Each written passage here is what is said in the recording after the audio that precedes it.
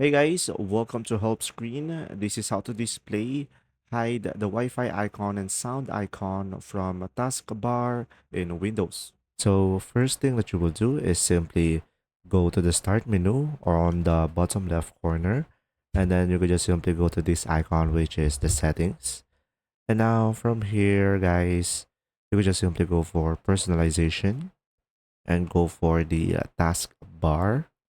And after that, you would just simply go ahead and scroll down at the bottom.